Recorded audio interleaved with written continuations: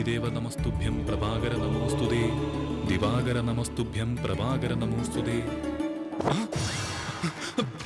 മുത്തശ്ശി!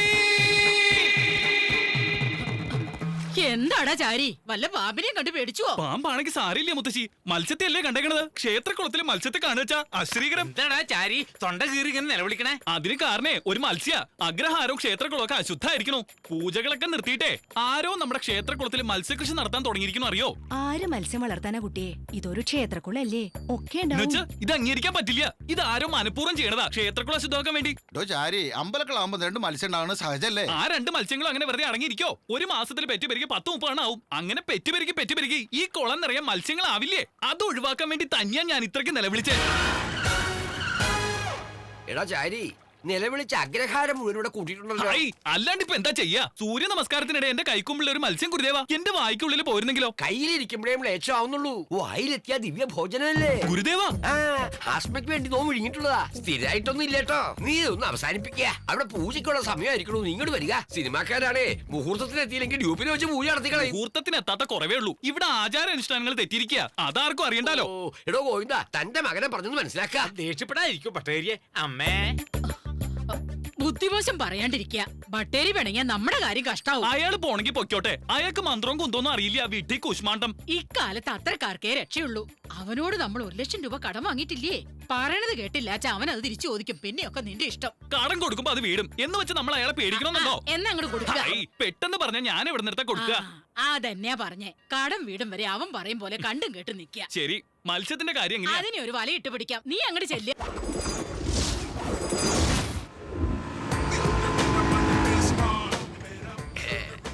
ഇറങ്ങുക.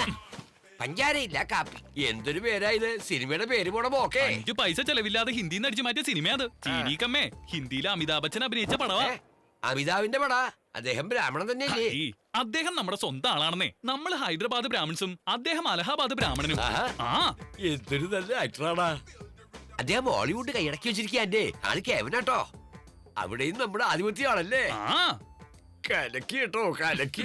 വരിക. എന്തുടത്തേക്ക് താമസിച്ചത്? നമ്മുടെ സൂപ്പർ സ്റ്റാർ ഇപ്പൊ എത്തും. സൂപ്പർ സ്റ്റാർ ആണോ മുഖ്യം, മുഹൂർത്തമാണോ മുഖ്യം? പ്രൊഡ്യൂസറെ വിളിക്കുക, പൂജയ്ക്കുള്ള സമയമായി. പ്രൊഡ്യൂസറും ഹീറോയും ഡയറക്ടറും ക്യാമറയും എല്ലാം സരോജ് കുമാർ സാറാ. ഹീറോയിൻ മാത്രം പുള്ളിയാണ്. അതും കൂടെ അങ്ങേർക്ക് തന്നെ ആവായിരുന്നില്ലേ കോശവൻ? സോറി, ശിഷ്യനാട്ടോ. Rocking star Saroj Kumar. Rocking star Saroj Kumar. Rocking star Saroj Kumar. കണ്ടത്തിലെ കോലം പോലെ ഇരിക്കുന്ന ഇവനാണോ സൂപ്പർ സ്റ്റാർ ഗുരുദേവ?